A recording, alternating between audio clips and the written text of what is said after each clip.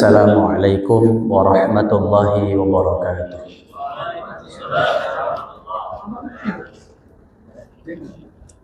Alhamdulillahilladzi arsala rasulahu bil huda wa dinil haqq liyudhhirahu ala dini kullihi wa kafa billahi syahida. Asyhadu an la ilaha illallah wahdahu la syarika lah wa asyhadu anna sayyidana wa nabiyyana wa maulana Muhammadan abduhu wa rasuluhu la nabiyya ba'dah. Allahumma salli wa sallim ala sayyidina wa habibina wa syafi'ina wa qurrati a'yunina wa maulana Muhammadin sallallahu alaihi wasallam wa ala alihi wa ashabihi wa mawalah wa la hawla wa la quwwata illa billah. Amma ba'du, faqad qala Allah ta'ala bismillahirrahmanirrahim wa idh ta'adzana rabbukum la in syakartum la azidannakum wa la in kafartum inna 'adzabi lasyadid. Wa qala an-nabiy sallallahu alaihi wasallam man yuridillahu bihi khairan yufaqihu fid din. Shadaqallahul azim wa shadaqa rasul habibul karim. Wa nahnu ala dhalika minasyahidina wa syakirin walhamdulillahi rabbil alamin. Hadratul mukarramun, para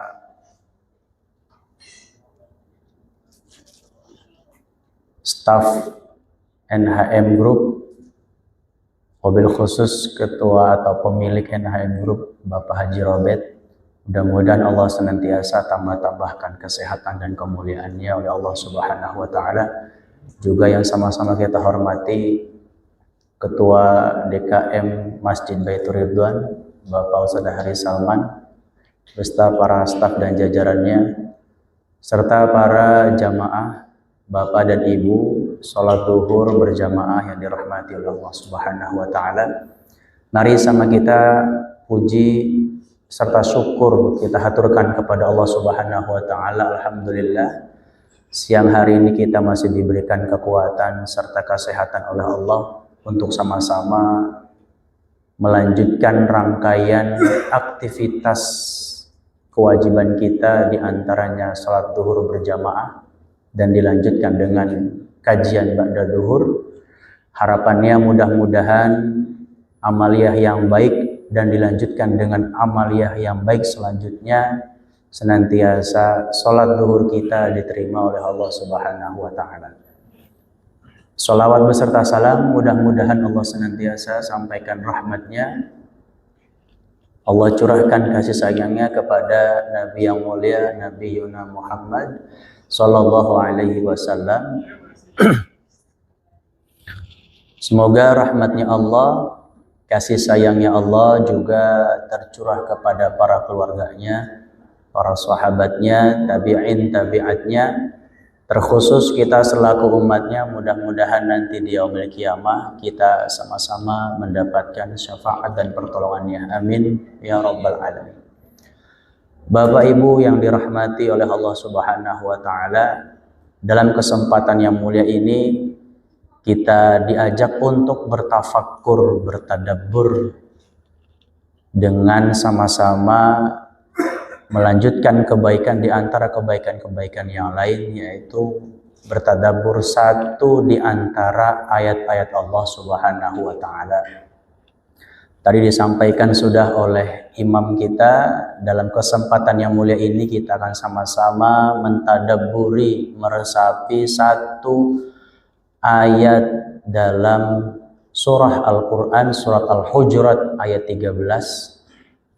Ayat tersebut bicara tentang keragaman, tentang perbedaan, yang senantiasa keragaman dan perbedaan tadi tidak lain dan tidak bukan Allah jadikan kita untuk saling kenal dan mengenal.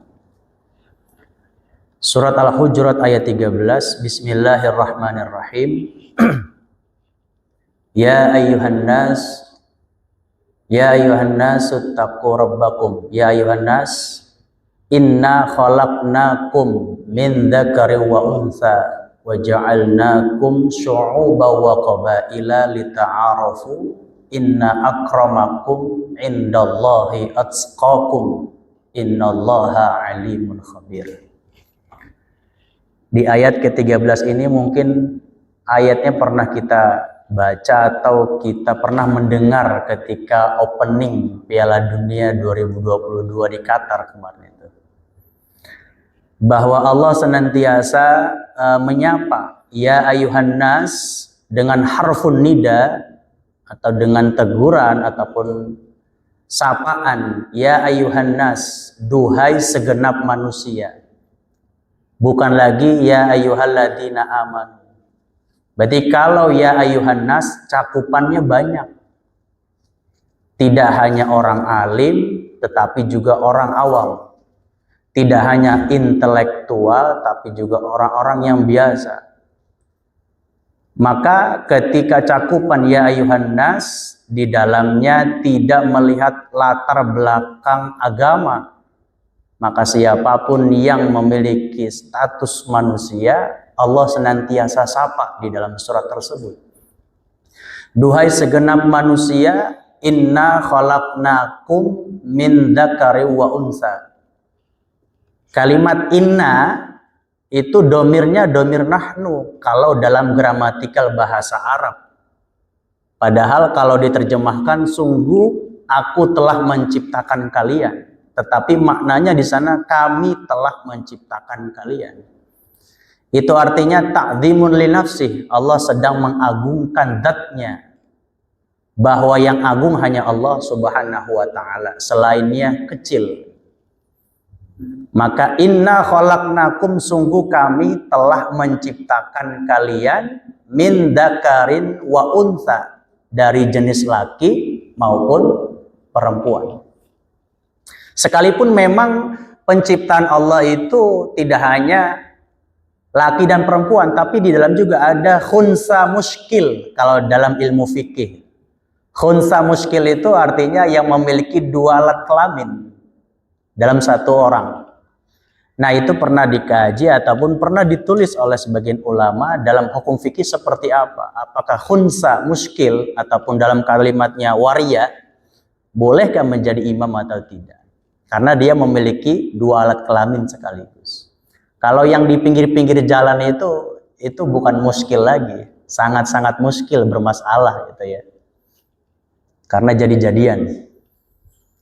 Nah, Allah telah menciptakan kita dari jenis laki maupun perempuan. Setelah rampung, Allah menciptakan kita berpasang-pasangan, malam, siang, laki, perempuan. Kemudian, yang Allah tujukan adalah kepada manusia, ayuhan nas tadi.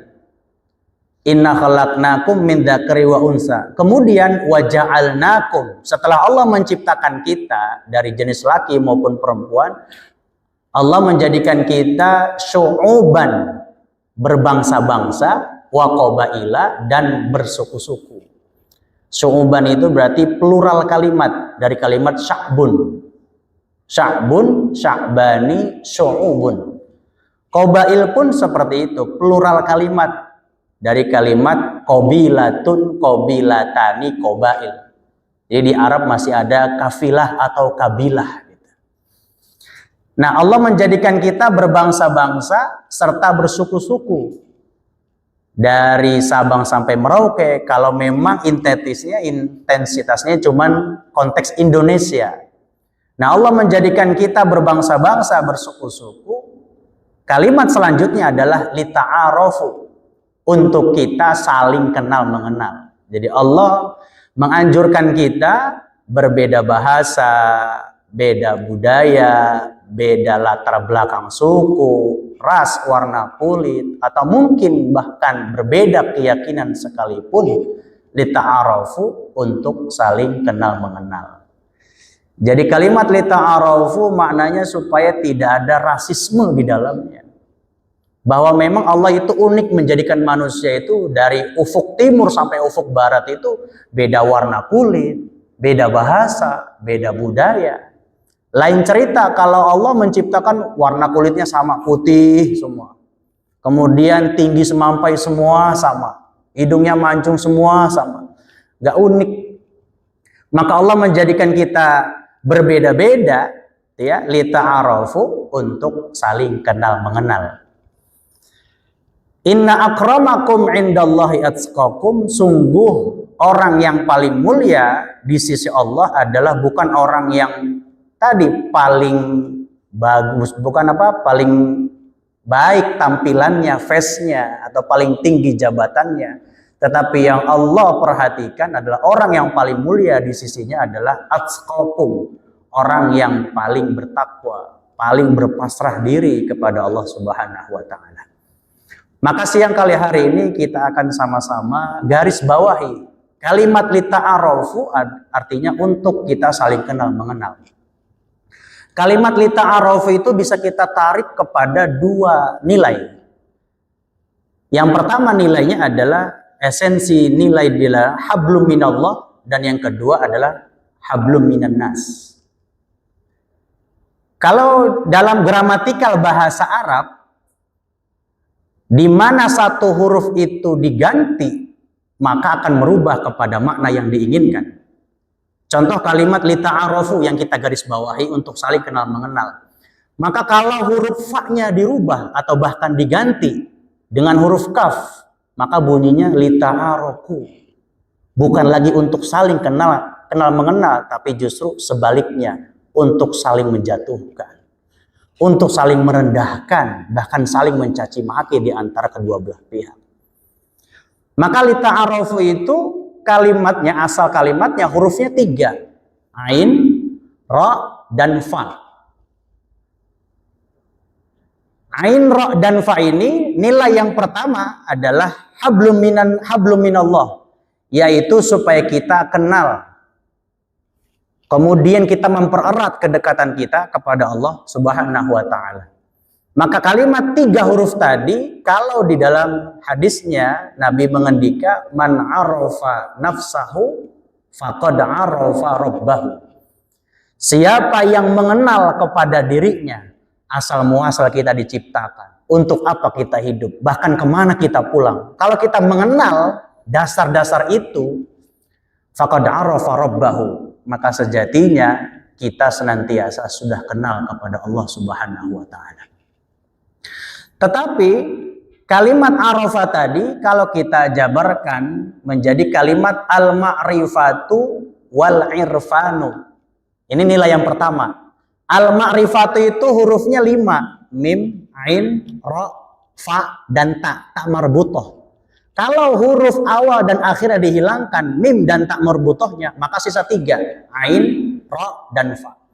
Maka ma'rifat artinya kecerdasan intelektual, kecerdasan kognitif, atau EQ yang bermain. Maka kecerdasan kognitif ini harus beriringan, jalan bersama dengan al-irfanu. Al-irfanu juga sama, 5 huruf, ain, ra, fa, alif, dan nun. Kalau alif dan nun yang terakhir dihilangkan, maka sisa 3 huruf, ain, ra, dan fa. Kalau al-ma'rifatu artinya kecerdasan kognitif, kecerdasan intelektual, maka al-irfanu artinya kecerdasan emosional dan spiritual. Itu artinya kita dijadikan oleh Allah sebagai manusia tidak hanya pintar secara IQ saja, tapi juga harus membangun kesadaran berketuhanan kepada Allah Subhanahu wa taala.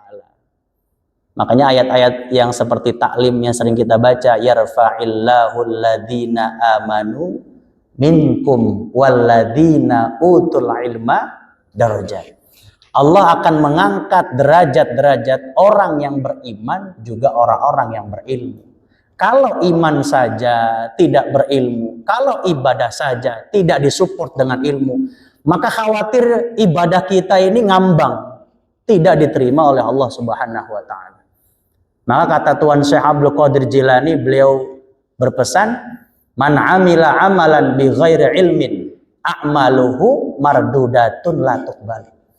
Siapa yang beramal satu amalan, apakah itu sholat, apakah itu sedekah, apakah itu zakat, apakah itu puasa, apakah itu haji dan umroh, bila ilmin, gak pakai ilmu. Ketika sholat gak pakai ilmu, yang depan nungging ikut nungging, yang depan sujud ikut sujud, tanpa pernah mau tahu apa yang dibaca, kaidah apa yang harus kita lakukan ketika di dalam sholat. Artinya, singkatnya, ibadah gak pakai ilmu. A'maluhu mardudatun la tuqbalu.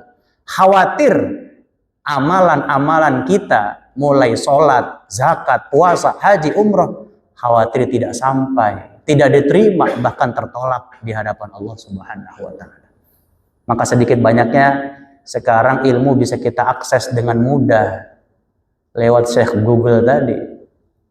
Cuman kalau kita bergantung kepada Google saja, kita khawatir disesatkan. Karena ilmu apa yang tidak bisa kita download? Semuanya ada. Tetapi yang tidak bisa diunduh adalah akhlak, etika yang tidak bisa kita unduh. Maka dari itu, iman dan ilmu atau kaitan kognitif, kecerdasan intelektual harus berjalan beriringan bersamaan dengan al-irfanu, yaitu kecerdasan emosional dan spiritual.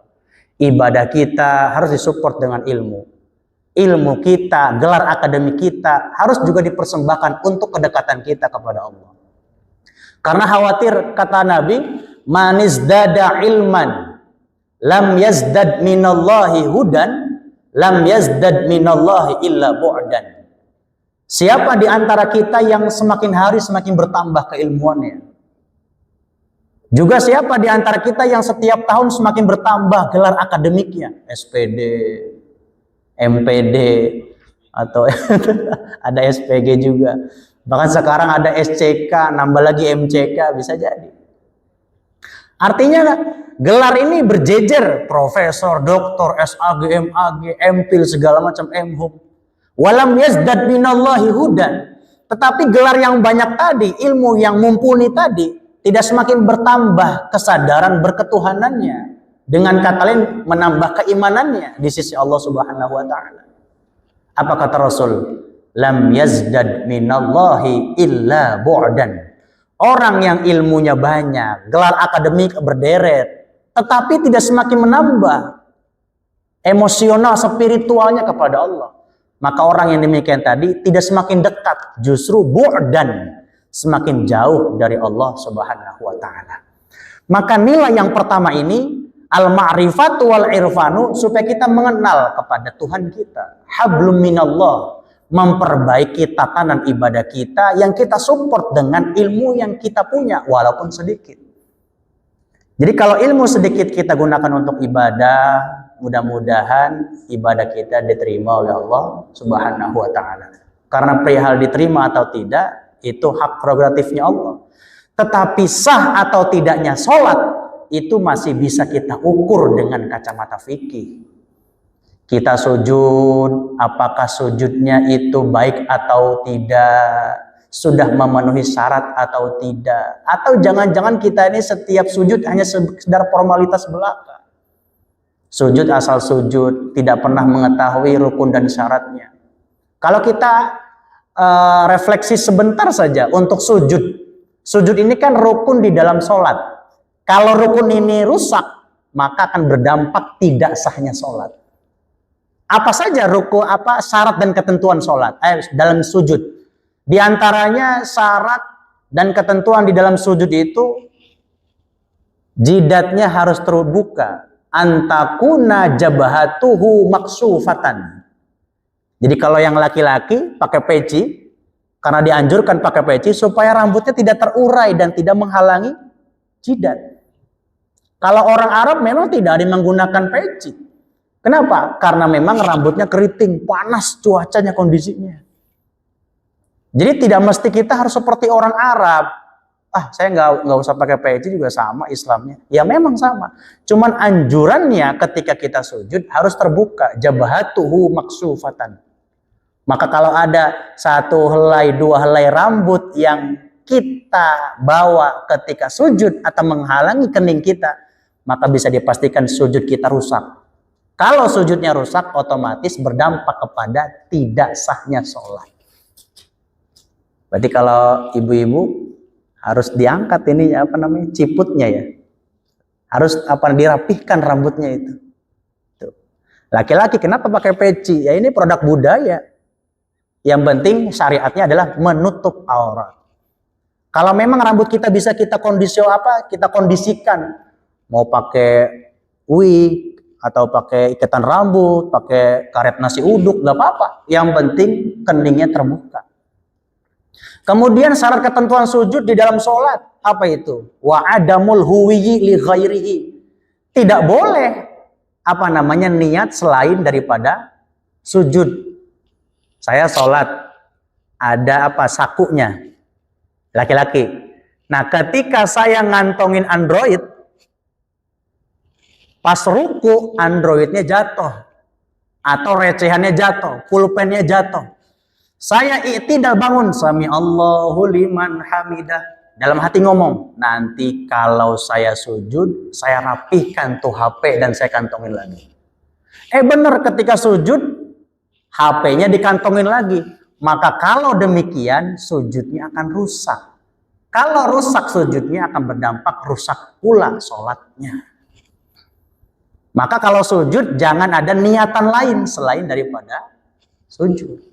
Apalagi syarat ketentuan di dalam sujud. Wa alla yasjuda ala syai'in yataharraku biharakatihi. Ketika sujud Bapak Ibu itu jangan sujud di atas sesuatu yang bergerak. Contoh, saya sholat pakai sorban. Sorban ini mulai dari takbir, sujud, sampai i'tidal, saya gerak. Ini sorban. Ketika saya sujud, sorban masih nempel di pundak dan sebagian lagi menghamparkan di tempat sujud. Saya sujudnya di atas sorban yang bergerak tadi. Maka sujud demikian tidak akan menganggap sah sholat kita.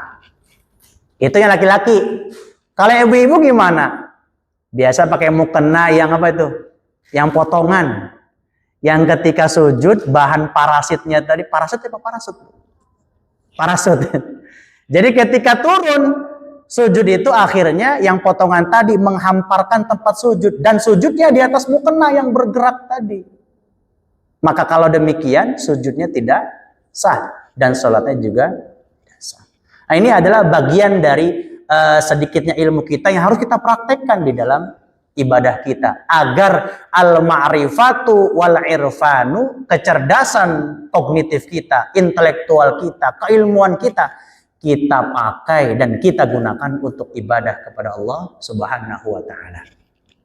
Kemudian nilai yang kedua, tadi kaitannya hablum minallah, dan yang kedua kaitannya hablum minan nas, yaitu supaya kita mengenal kepada sesama manusia. Karena yang kita garis bawahi siang kali hari ini hanya satu kalimat, lita'arofu, untuk saling kenal mengenal. Kalau yang pertama sudah mengenal kepada Allah dengan ilmu entitas kemampuan kita dan kita gunakan untuk sujud dan menambahkan keimanan kita, maka yang kedua PR kita adalah dengan kalimat lita'arofu supaya kenal kepada sesama saudara manusia. Maka kalimat yang kedua ini adalah dari 3 huruf ain, ro, dan fa, maka menjelma kepada al-urfu. Al-urfu artinya adat istiadat, kebiasaan, konsensus, atau mungkin bahkan kesepakatan. Maka ketika Nabi hijrah dari kota Makkah ke kota Madinah, yang pertama kali Rasul bangun apa itu kira-kira ibu bapak?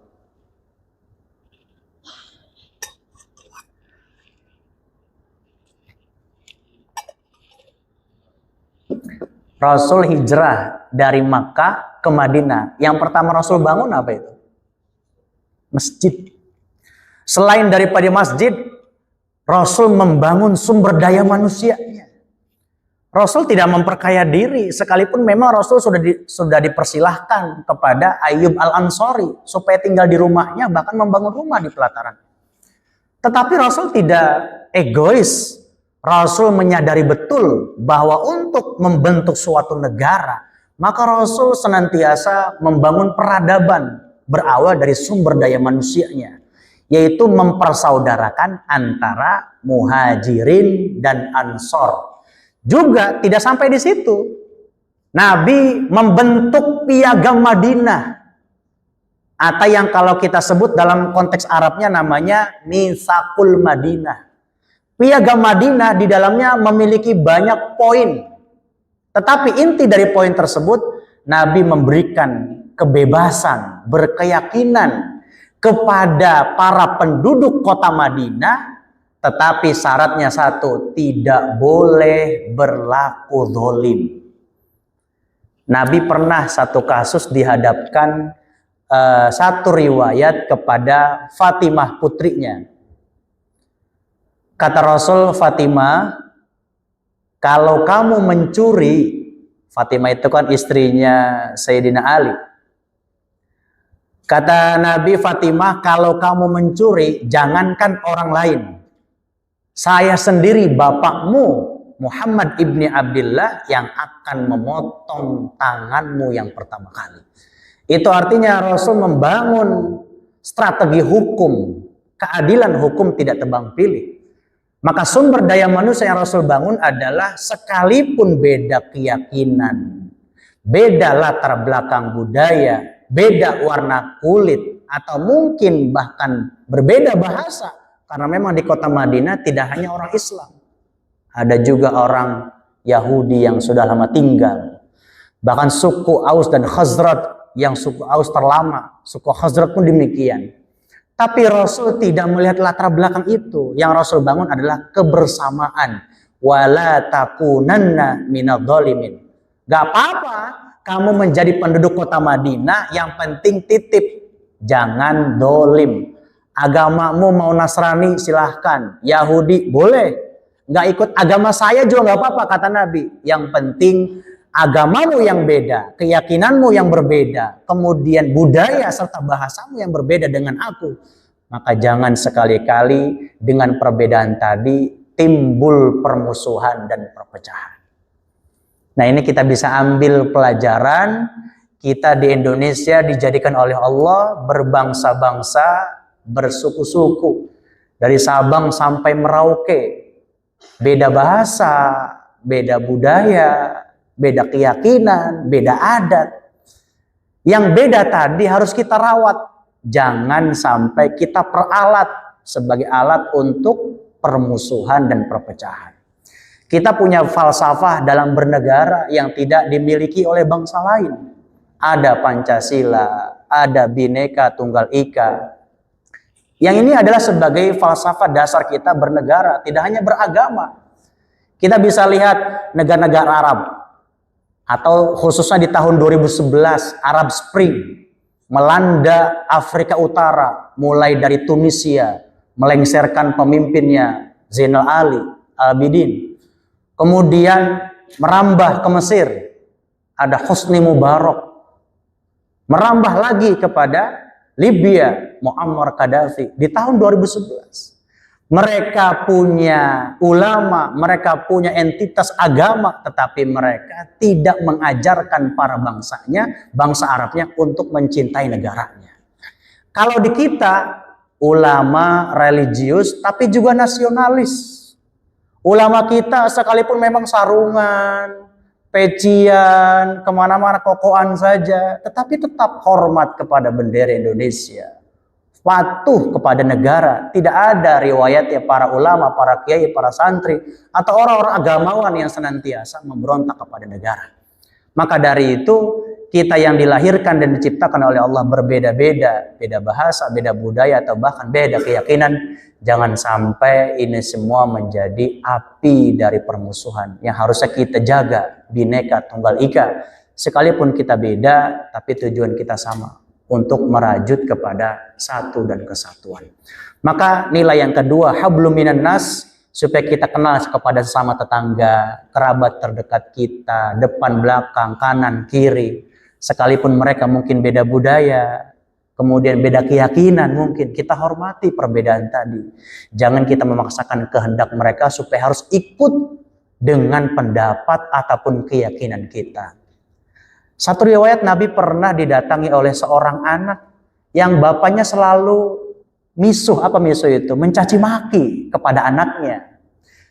Nah, bapaknya ini sudah dalam keadaan Islam, tetapi anaknya masih dalam keadaan kafir. Akhirnya ini anak lapor kepada Rasul, ya Rasulullah, saya punya orang tua, kok kayaknya maksa-maksa keyakinannya supaya ikut kepada ajaranmu. Akhirnya turun ayat tersebut, la ikraha fid din, tidak ada paksaan dalam agama. Itu artinya yang sedarah daging saja, bapak dan anak tidak boleh memaksakan kehendak berkeyakinan, apalagi kita yang beda darah, beda keturunan dengan yang lain, atau mungkin berbeda budaya dengan kawan-kawan sejawat kita. Jangan sampai memaksakan kehendak orang untuk berkeyakinan yang sama ataupun harus menuruti dengan apa yang kita inginkan. Maka dari itu kita nanti akan dihadapkan yang namanya pemilu atau pesta demokrasi yang mungkin kita masing-masing punya pilihan. Dan kita hormati pilihan yang beda tadi, selagi pilihan berbeda tadi jangan sampai merujuk kepada permusuhan dan perpecahan. Maka mudah-mudahan dalam materi kuliah zuhur ini kita bisa mengambil ibarah, kita bisa mengambil hikmah bahwa kalimat lita'arafu untuk saling kenal mengenal, supaya kita mengenal kepada Allah dengan makrifat dan al-irfan kita, dan juga kita juga sebagai manusia, makhluk sosial, makhluk yang kompleks, beda keyakinan, beda budaya juga harus menghormati kepada perbedaan. Karena kita dilahirkan oleh Allah tidak request. Kalau request mungkin kita semua pengen sama enaknya, pengen sama badannya putih, tinggi, segala macam. Tetapi kita lahir dan kita dijadikan oleh Allah tidak request. Maka dari itu mudah-mudahan dalam materi yang singkat ini kita bisa mengambil ibrah, pelajaran supaya perbedaan yang Allah jadikan sebuah keniscayaan ini adalah supaya kita termotivasi bahwa orang yang paling mulia di sisi Allah bukan orang yang paling tinggi jabatannya, orang yang paling kaya, atau bukan orang yang pertama kali Islamnya, tapi justru adalah orang yang paling takwa dan paling menambah kesadaran berketuhanan kepada Allah Subhanahu wa taala. Karena Allah tutup dalam ayat tersebut di ayat ke-13 Al-Hujurat, innallaha alimun khabir, sesungguhnya Allah Maha mengetahui juga Maha mengenal. Maka Rasul juga menguatkan, innallaha la yanzuru ila ajsamikum wala suwarikum walakinnallaha yanzuru ila qulubikum wa a'malikum. Allah tidak melihat rupawan kita, Allah tidak melihat postur tubuh kita, tetapi Allah senantiasa melihat amal dan juga hati kita. Mudah-mudahan kita senantiasa terus diberikan kesehatan panjang umur oleh Allah Subhanahu wa taala, dan juga mudah-mudahan pemilik NHM dan juga para staf dan jajarannya juga dimuliakan dan diberikan kesehatan oleh Allah Subhanahu wa taala. Itu saja hadirin yang bisa saya ketengahkan. Barangkali nanti ada yang mau menambahkan atau ada yang bertanya silakan. Wallahu muwaffiq ila aqwamit thariq. Assalamualaikum warahmatullahi wabarakatuh. Pak Haji dulu ya, Bu. Izin Pak Haji.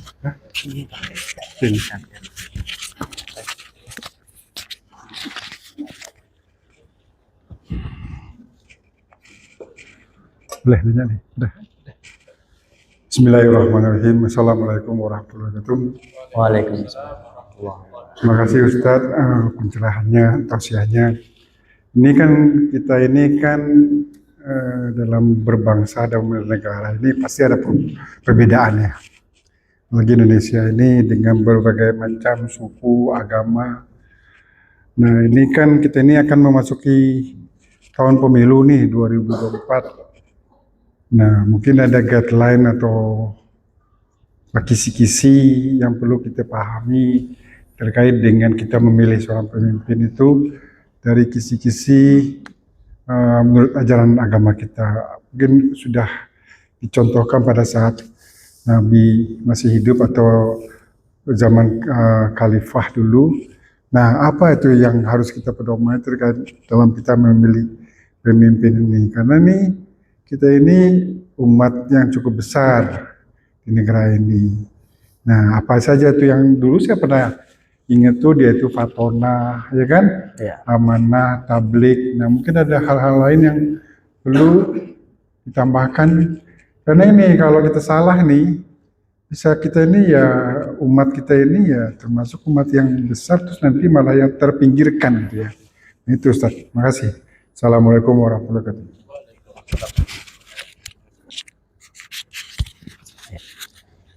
Bismillahirrahmanirrahim. Allahumma sholli ala sayyidina Muhammad wa ala ali sayyidina Muhammad. Pertama sekali kita untuk menghadapi pesta demokrasi atau pemilu dengan entitas yang cukup luas dari Sabang sampai Merauke ini. Yang pertama adalah kita juga masih dalam surat yang sama itu ya. Supaya kita benar-benar tidak termakan narasi-narasi yang untuk menjatuhkan kepada paslon 1 ataupun 2 serta 3. Maka dalam firman Allah di surat Al-Hujurat yang lain itu idza ja'akum fasikum binaba'in fatabayyan. Kalau kita mendapatkan mention ataupun SMS ataupun broadcast WA yang kita baca kemudian merujuk kepada menjatuhkan kredibilitas orang lain yang tentunya kita pun gak pernah kenal, maka jangan kita aminkan dan jangan kita iakan broadcast WA tersebut atau berita-berita tersebut. Karena belakangan ini banyak menggunakan narasi-narasi agama yang orang yang tidak memiliki khazanah keilmuan dalam agama juga akan terseret masuk. Karena di dalamnya ada Quran dan hadis. Kita baca, Masya Allah ada Quran dan hadisnya. Tapi di bawahnya ada paksaan. Sebarkan ke 10 grup Anda. Kalau tidak nanti Anda akan celaka. Loh kok dakwah malah maksa gitu ya. Dan saya tidak mengaminkan itu. Bahkan kan banyak hal-hal demikian yang kalau mungkin dibacanya panjang. Mungkin yang orang nge-share juga mungkin belum bisa baca habis. Bahkan tidak mendalami konteks pesan yang dia kirim gitu.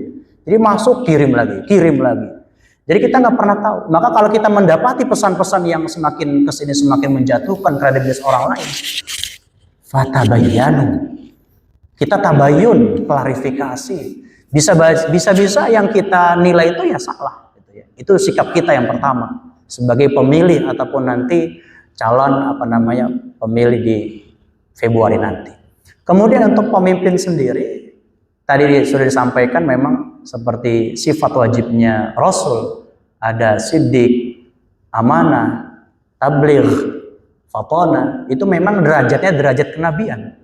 Sekalipun memang kita bukan seorang nabi dan juga kita mungkin bukan keturunan nabi, tapi paling tidak ada sifat-sifat yang mengarah ke sana. Jangan sampai membelakangi 4 sifat pokok nabi tadi. Siddiq kebalikannya kedzib, bohong.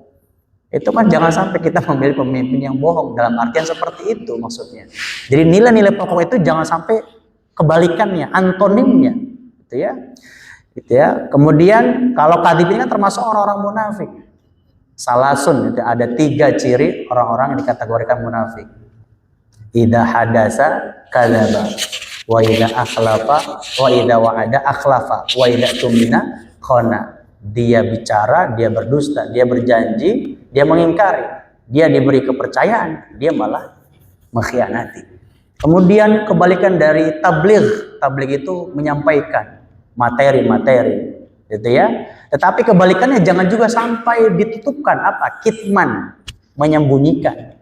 Tapi ini juga banyak disalahgunakan oleh anak-anak sekolah gitu ya. Jadi kalau ada kawan yang pinter menyembunyikan jawaban, itu dikatakan kitman nih katanya, menyembunyikan ilmu katanya. Padahal itu bukan menyembunyikan ilmu, itu menyembunyikan jawaban. Yang nggak boleh kita atas namakan nabi, gitu nggak boleh. Jadi anak sekarang semakin kesini semakin kritis membawa-bawa nabi gitu ya. Itu karena memang polarisasi narasi-narasi keagamaan sudah mulai masuk lewat pesan-pesan gitu. Kemudian dari siddiq, tabligh, amanah khianah. Kemudian terakhir fatona ini balada. Nah, kita berarti harus mencari pemimpin yang cerdas, gagasannya, intelektualitasnya. Tadi yang penting intelektualitasnya dan juga keberagamaannya, ketaatannya, ketakutannya kepada Tuhan. Kalau kepada Al-Quran saja nggak takut ketika disumpah, berarti kepada Quran kan gitu. Itu saya rasa pengantar supaya benar-benar kita meyakini keberagaman bangsa kita dalam menghadapi pemimpin ataupun memilih pemimpin yang baik.